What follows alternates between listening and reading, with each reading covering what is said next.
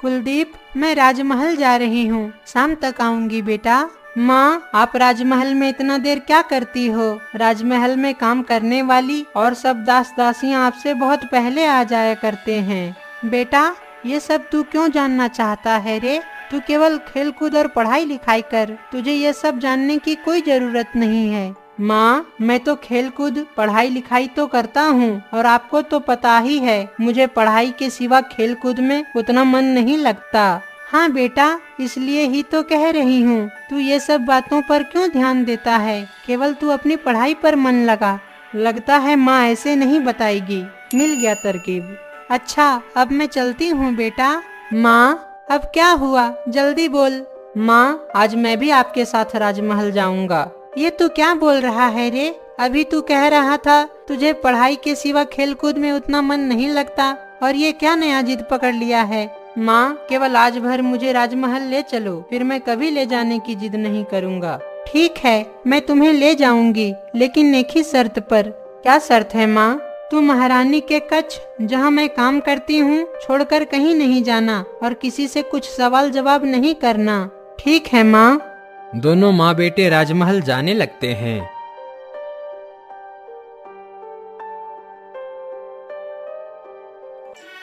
अरे ललिता, ये बच्चा कौन है? जी, मेरा बेटा कुलदीप है। ये तो कितना सुंदर है। बेटा कुलदीप, बोलिए रानी माँ। जब तक तुम्हारी माँ काम करती है मेरे बेटे के साथ खेलोगे? मुझे कुछ जरूरी काम है बेटा। हाँ रानी माँ, खेलूंगा, लेकिन बेटा तुम मेरे बेटे को अच्छे से रखना, और हाँ, मेरे कक्ष से तुम कहीं बाहर नहीं जाना। ठीक है रानी माँ।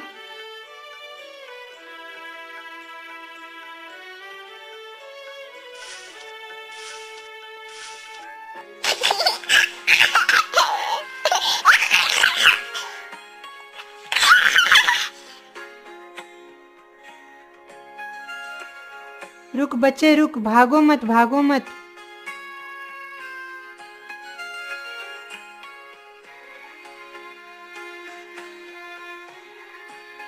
माधुरी, ये लड़का कौन है और मेरे बेटे के साथ क्या कर रहा था?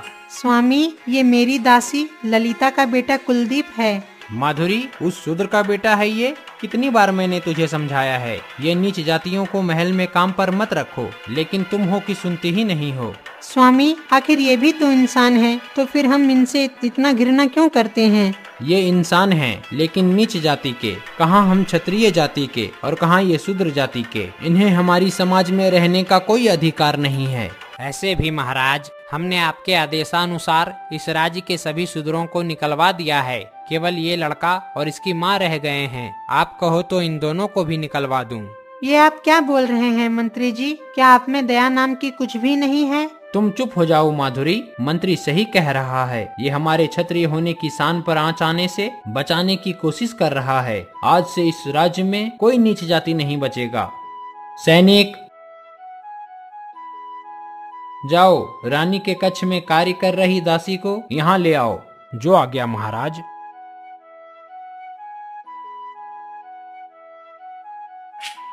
चलो, तुम्हें महाराज ने बुलाया है। जी चलिए। महाराज की जय हो। सुन लो तुम दोनों माँ बेटे, आज इसी वक्त ये राज्य को हमेशा के लिए छोड़कर चले जाओ। ऐसा मत कीजिए महाराज, हम दोनों माँ बेटे का इस दुनिया में कोई नहीं है। इसके पिताजी भी 5 वर्ष पहले शहर काम पर निकले हैं और आज तक घर नहीं लौटे हैं। हम कहाँ जाएंगे? वो सब मुझे नहीं पता। तुम दोनों को जहाँ जाना है जाओ, क्योंकि इस राज्य में तुम जैसे नीच जाति के लिए कोई जगह नहीं है। ऐसा मत कीजिए महाराज, हम दोनों माँ बेटे पर रहम कीजिए। अगर तुम दोनों खुद से इस राज्य को छोड़कर नहीं गए तो मजबूरन मुझे अपने आदमी से कहकर तुम दोनों को धकेल कर यहाँ से निकालना पड़ेगा। रुक जाइए स्वामी, मैं इन दोनों को समझा बुझाकर इस राज्य से भेज दूंगी। इन पे जोर जबरदस्ती मत कीजिए। जैसे समझा बुझाकर तुमको निकालना है निकालो। मुझे कल से इस राज्य में ये दोनों माँ बेटे दिखाई नहीं देना चाहिए। चलो तुम दोनों माँ बेटे मेरे कक्ष में। मुझे माफ कर दो ललिता, मैं महाराज के शान के आगे बहुत मजबूर हूँ, लेकिन तुम दोनों चिंता ना करो। मैं तुम्हें कुछ सोने की मुद्राएं दे देती हूँ, जिससे तुम दोनों माँ बेटे अपनी गुजारा कर सको। ललिता अपने बेटे को लेकर प्रतापगढ़ छोड़कर चली जाती है।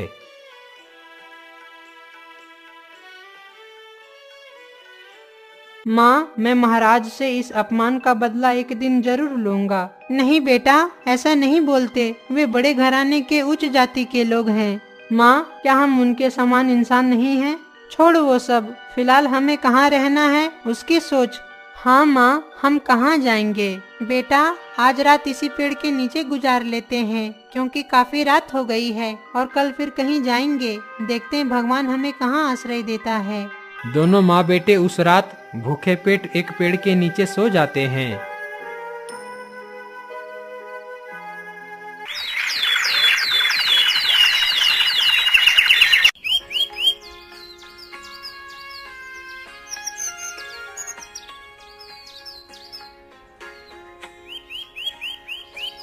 अरे, ये दोनों इस पेड़ के नीचे क्यों सोए हुए हैं?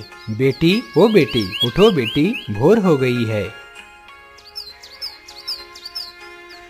बेटी, ऐसा लगता है जैसे ये तेरा बेटा है।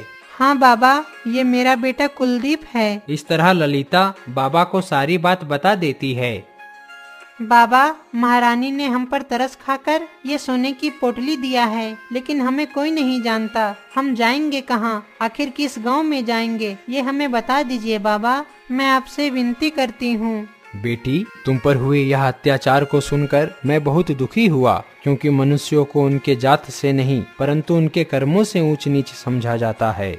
कोई बात नहीं बेटी, आज से तुम दोनों मेरे कुटिया में रहोगे और इस पोटली को तुम संभाल कर रखो। ये तुम्हें या फिर तुम्हारे बेटे को भविष्य में किसी विशेष कार्य में काम आएगा। बाबा ललिता और कुलदीप को अपने कुटिया ले जाते हैं।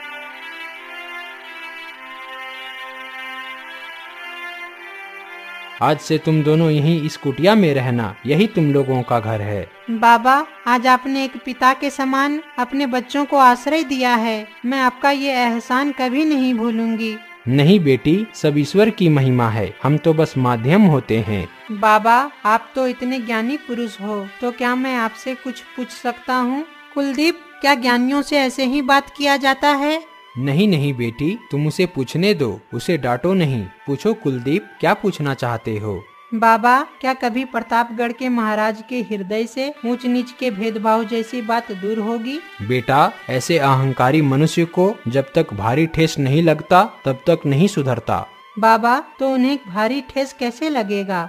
बेटा, अभी तुम इंतजार कर, क्योंकि इतने कम उम्र के बच्चे खेल कूद के अलावा इतनी बड़ी बात को नहीं समझते। और जब ईश्वर ने तुम्हें इतनी समझ दिया है तो आज से तुम मेरा शिष्य बन जा, और जब तू ज्ञानी हो जाएगा तो हो सकता है ईश्वर तुम्हारे द्वारा ही राजा का अहंकार तोड़े। मैं आपको अपना गुरु स्वीकार करता हूँ बाबा। बाबा कुलदीप को ज्ञान सिखाना प्रारंभ कर देते हैं।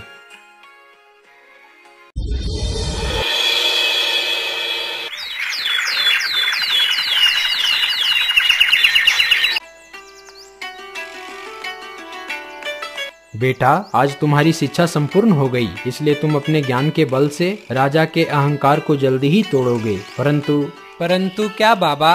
तुम्हें मुझे अपनी बुद्धि और ज्ञान को सिद्ध करके दिखाना होगा। उसके लिए मुझे क्या करना होगा बाबा? कुलदीप, तुम्हें अपने बुद्धि और ज्ञान से रत्नागर समुद्र में मौजूद एक गुफा के अंदर से वह जादुई पत्थर को लाना होगा, क्योंकि आज तक उसे मेरे गुरुदेव और मुझे छोड़कर कोई नहीं ला सका। बाबा, क्या आप उस जादुई पत्थर को किसी समय लाए हैं? हाँ वत्स। तो क्या मुझे उस पत्थर को आपको दिखाकर फिर वापस उसी जगह में जाकर रख आना होगा? नहीं कुलदीप, अगर तुम अपनी बुद्धि और ज्ञान के बल से उस पत्थर को यहाँ लाने में सफल हो गए तो तुम्हें उस पत्थर से कुछ वाक्यों से बात करना होगा, फिर वह पत्थर खुद पे खुद उसी जगह स्थित हो जाएगा। मुझे किन वाक्यों से बात करना होगा बाबा? बेटा, यह कहना होगा, जा जादुई पत्थर, तू अपने जगह जाकर स्थित हो जा। मुझे अभी तुम्हारा कोई प्रयोजन नहीं है। मैं बस अपने गुरुदेव से पाया हुआ बुद्धि और ज्ञान को सिद्ध कर रहा था, जो कि मैं सफल हो गया, और फिर वह पत्थर गायब हो जाएगा। बाबा, मुझे बस इतना बता दीजिए, वह समुद्र यहाँ से कितनी दूर पर है और कौन सी दिशा में है?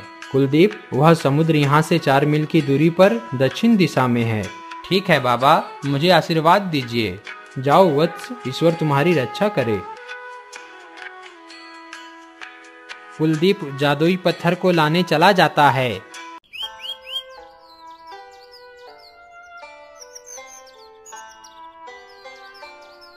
रुको रुको युवक, मैं जानती हूँ तुम रत्नाकर समुद्र में जादुई पत्थर को लाने जा रहे हो, लेकिन तुम्हें मेरे प्रश्न का उत्तर देना पड़ेगा, तभी तुम इसके आगे जा सकते हो। और अगर तुमने जवाब नहीं दिया और जाने की जिद की तो उसका अंजाम बहुत बुरा होगा।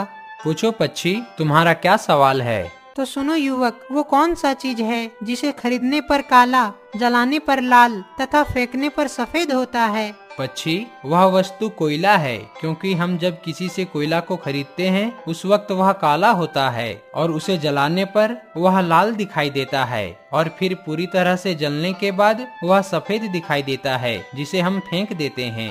अति उत्तम युवक, तुम्हारी बुद्धि तो सामान्य मनुष्यों से बढ़कर है। अब तुम आगे जा सकते हो। कुलदीप आगे निकल जाता है।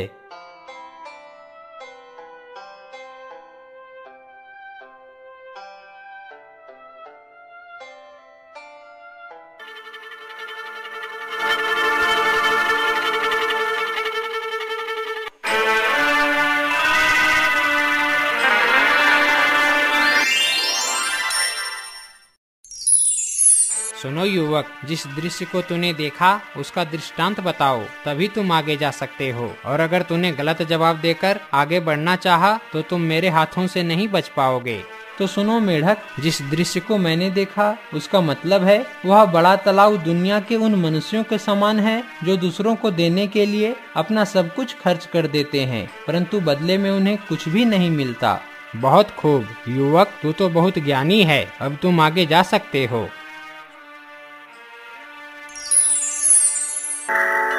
ये लो जादुई गोली, इसे अपने साथ रखो। इसे खाकर ही तुम समुद्र में जाना, ताकि तुम समुद्र में सांसें ले सको।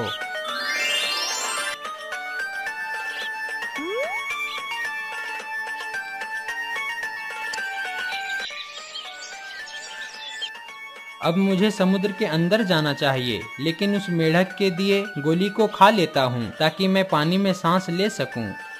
कुलदीप गोली को खा लेता है।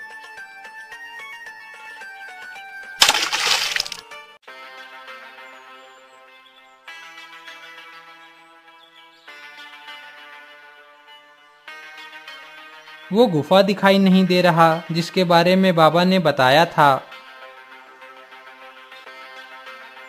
मिल गया गुफा। लगता है यह वही गुफा है जिसके बारे में बाबा ने बताया था। चलो अंदर जाके देखता हूँ।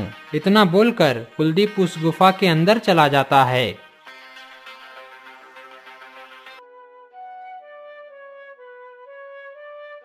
मिल गई, यही है वह पत्थर। चलो इसे ले चलता हूँ। ले जाना बच्चू, ले जाना।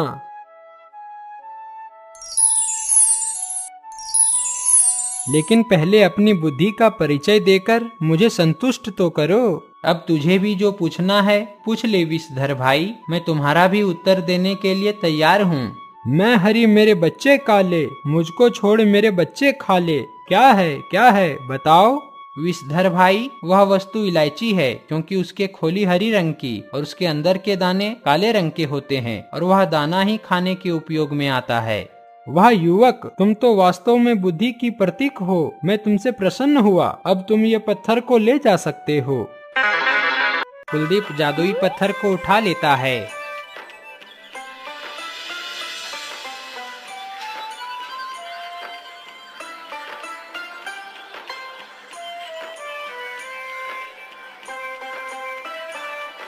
ये लीजिए बाबा जादुई पत्थर को। मैं तुमसे बहुत प्रसन्न हुआ बेटा। आज तूने मेरे द्वारा सिखाया गया बुद्धि और ज्ञान को सिद्ध कर दिया। अब तुम इस पत्थर को अपनी जगह भेज दो। जा जादुई पत्थर, तू अपने जगह जाके स्थित हो जा। मुझे अभी तुम्हारा कोई प्रयोजन नहीं है। मैं बस अपने गुरुदेव से पाया हुआ बुद्धि और ज्ञान को सिद्ध कर रहा था, जो कि मैं सफल हो गया। कुलदीप, मेरे साथ कुटिया के अंदर चलो। बेटी ललिता, अब तुम दोनों को यहाँ से विदा लेने का समय आ गया है। ये आप क्या बोल रहे हैं बाबा? हम आपसे दूर कैसे रहेंगे? कृपा करके हमें ना भगाइए। बेटी, तुम लोगों को भगा कौन रहा है? परंतु अब वह समय आ गया है कि प्रतापगढ़ के राजा का घमंड चूर चूर हो सके, और ईश्वर ने यह काम तुम्हारे बेटे कुलदीप को सौंपा है। परंतु आप अकेले कैसे रहोगे बाबा? बेटी, ऋषि मुनियों को तो सन्यासी जीवन ही भाता है और तुम लोगों के साथ रहने से पहले भी तो मैं अकेला ही रहा करता था, परंतु ईश्वर ने मुझे ये सौभाग्य दिया कि मैं तपस्वी होकर भी तुम लोगों को आसरा दे सकूं। इसलिए तुम दोनों मेरी चिंता ना करके अपने आगे की कार्य पे ध्यान दो। कुलदीप और ललिता बाबा से आशीर्वाद लेकर निकल जाते हैं।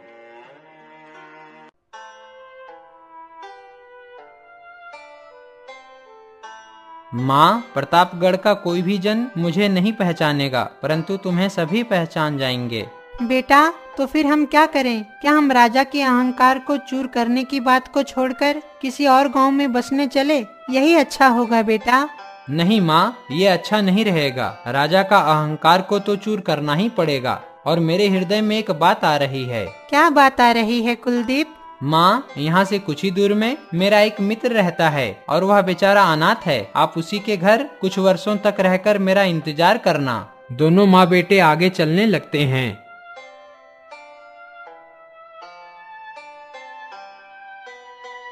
संतोष, ओ संतोष। अरे मित्र, तुम यहाँ कैसे? कुलदीप संतोष को सारी बात बता देता है। पहले तुम दोनों अंदर आओ।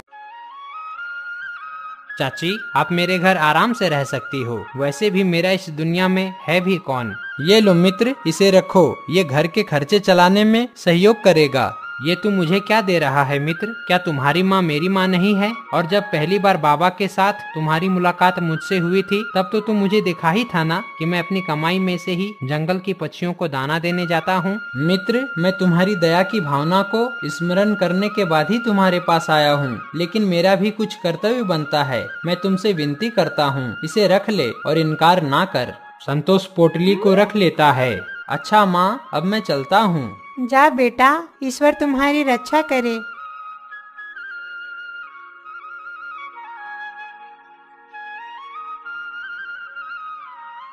किसी भी बड़े काम को करने के लिए पहले छोटा काम करना पड़ता है और किसी भी लंका को ढाने के लिए उस लंका के चप्पे चप्पे का हाल जानना पड़ता है। मुझे भी कुछ ऐसा ही करना होगा। सैनिक भाई, मैं मगधपुर से काम की तलाश में निकला था और मुझे कहीं काम नहीं मिला, सो मैं राजा के पास उम्मीद लेकर आया हूँ कि वह मुझे काम दे देंगे। लेकिन तुम क्या काम करते हो? भाई, मैं किसान का काम करता हूँ। अरे भाई, महाराज के महल में खेती थोड़ी ना होता है जो तुम्हें वे अपने खेत में काम पर रख लेंगे। उनके राज्य में बहुत किसान हैं, तुम्हारी कोई जरूरत नहीं पड़ेगी, इसलिए कहीं और चले जाओ। भाई, मैं बागवानी का भी काम बहुत अच्छे से जानता हूँ। अगर मुझे वो भी मिल जाए तो मैं कर लूँगा। कृपा करके तुम मेरे लिए महाराज से एक बार विनती करो। ठीक है भाई, मैं अभी महाराज से बात करके आता हूँ। महाराज की जय हो। महाराज, मगधपुर से एक व्यक्ति काम की तलाश में आपसे काम मांगने आया है। क्या काम मांगने आया है? महाराज, वो बागवानी का काम करता है। ठीक है, उसे अंदर भेज दो। जाओ भाई, महाराज ने तुम्हें अंदर बुलाया है। धन्यवाद भाई, तूने मेरे लिए महाराज से बात करके आया। अरे भाई, तू पहला इंसान है जिसने मुझे धन्यवाद बोला है, नहीं तो हम छोटों को कौन महत्व देता है। अरे भाई, मैंने तो बस अपना फर्ज निभाया है, क्योंकि इस जगत में कोई छोटा बड़ा नहीं है, सब एक समान है और हमें सबका सम्मान करना चाहिए। प्रणाम महाराज। तो तुम ही वो युवक हो जिसे बागवानी का काम चाहिए? जी महाराज, मैं ही हूँ। लेकिन तुम्हारा जात क्या है? अकड़ देखो इसकी, आज भी उच्च जाति के अहंकार में डूबा है। मैंने पूछा तुम्हारा जात क्या है? जी महाराज, मैं वैश्य जाति से हूँ। लेकिन तुम व्यापार छोड़कर ये बागवानी का काम करने क्यों आए हो? क्योंकि महाराज, इस वक्त मेरे पास व्यापार करने के लिए मूलधन नहीं है। मैं कुछ वर्ष काम करके जो धन कमाऊंगा उसे फिर मैं अपना व्यापार करूंगा। हम कैसे माने कि तुम हमसे सच बोल रहे हो कि तुम वैश्य जाति से हो? इसका कोई प्रमाण है तुम्हारे पास? यह श्लोक को गौर से सुनिए महाराज, तब आपका शक दूर हो जाएगा। ना ही सुप्तस्य सिंहस्य परिविशन्ति मुखे मृगः। अर्थात हे राजन, सिर्फ इच्छा करने से ही काम पूरा नहीं होता, परंतु हमें मेहनत करनी पड़ती है, तभी काम पूरे होते हैं। अरे, तुम तो कोई ब्राह्मण के वंश से लग रहे हो। नहीं महाराज, मैं वैसे जाति का हूँ। फिर तुम ऋषि मुनियों जैसी ज्ञान की बात कैसे जानते हो? महाराज, मैंने 16 वर्ष तक अपने गुरु से शिक्षा पाई है। अब तो आप मुझे बागवानी की काम दे देंगे ना?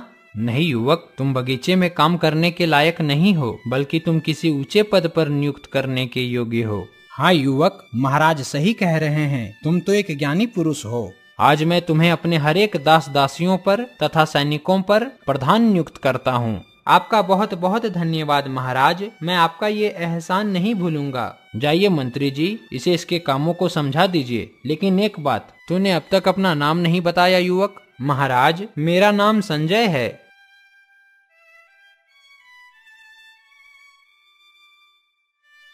मंत्री कुलदीप को सारा काम समझा देता है।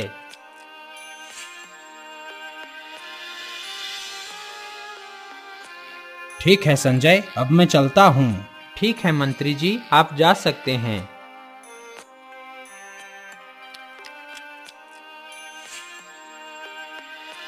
अरे, ये व्यक्ति तो मेरे पिता के जैसा दिख रहा है। सुनो सैनिक, तुम इस दरवाजे को खोलो।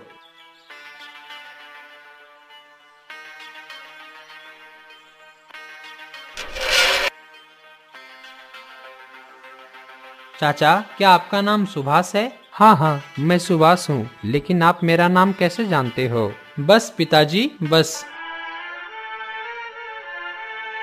पिताजी, आप माँ और मुझे छोड़कर कहाँ चले गए थे और इस बंदी गृह में कैसे आए? बेटा, मैं तो 1 साल बाद ही शहर से व्यापार करके प्रतापगढ़ आ रहा था।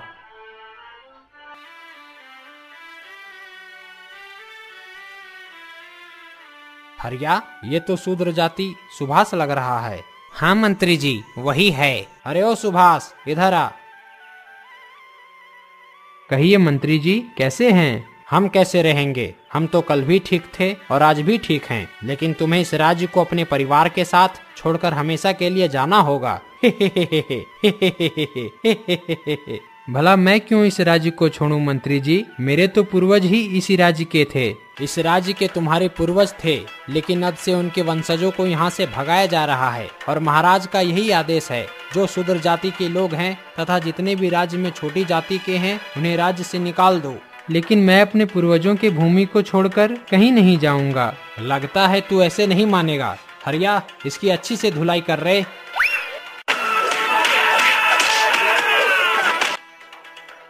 इसे हमेशा के लिए कारागार में डाल दो। फिर कुलदीप भी अपने पिता को अब तक की सारी बात बता देता है। प्रधान जी, फिर आप राजा का अहंकार कैसे तोड़ेंगे? क्या तुम भी राजा के अहंकार से नाराज हो सैनिक? मैं ही नहीं, बल्कि मुझे जैसे बहुत सैनिक और दास दासियां भी नाराज हैं। आखिर क्यों सैनिक भाई? क्योंकि राजा हमारे महीने भर की तनख्वाह कम देता है। अब आप ही बताइए, मेरा महीने भर की तनख्वाह कितनी होनी चाहिए? लगभग 100 तांबे के सिक्के। हाँ, बिल्कुल सही कहा आपने, परंतु हमें केवल 40 तांबे की सिक्के मिलते हैं। 60% कम मिलता है, जिससे कभी कभी तो मुझे पूरे परिवार के साथ भूखा सोना पड़ता है। क्या तुम लोग चाहते हो कि तुम लोगों को अपना हक का कमाई मिलना चाहिए? हाँ प्रधान जी, लेकिन हम गरीब इन अमीरों से कैसे अपना हक ले सकते हैं? एकजुट होकर। एकजुट होकर? मैं कुछ समझा नहीं प्रधान जी। सैनिक भाई, मुझे ये बताओ, राजा किसके सहारे पूरा राज्य चला रहा है? अपने लोगों के सहारे। वे लोग कौन हैं? मेरे जैसा ही सब गरीब लोग। तो अब तुम मुझे ये बताओ, अगर तुम सब राजा के विरुद्ध होकर एक साथ आवाज उठाओगे तो राजा कमजोर पड़ेगा या नहीं? और राजा तुम सब के डर से तुम्हें तुम्हारा हक देने का वादा करेगा या नहीं? आपने तो मेरी आंखें खोल दी प्रधान जी, लेकिन एक बात का डर है। कैसा डर सैनिक भाई? हमारे तरफ से कौन हमारा अगुआ होगा जो राजा से बात करेगा? इसके लिए मैं और तुम पहले अपने सारे लोगों को एक साथ बुलाकर उनकी आंखें खोलेंगे। फिर उसके बाद अगर तुम सबको अच्छा लगे तो मुझे अपना अगुआ बना लेना। कुलदीप और सैनिक मिलकर सारे सैनिक और दास दासियों को राजा के विरुद्ध भड़का देते हैं।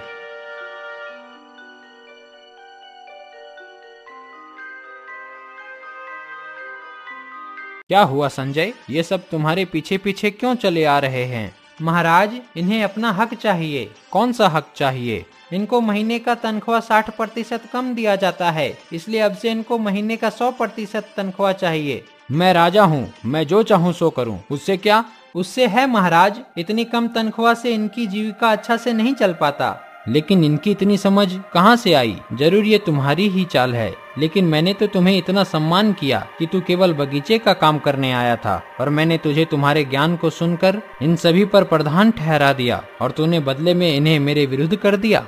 आपने मुझे वैसी रूप में काम पर रखना चाहा था महाराज, परंतु याद कीजिए आज से 16 वर्ष पहले जब आपने मुझे और मेरी माँ, जिनका नाम ललिता है, शूद्र जाति कहकर राज्य से निकाल दिया था।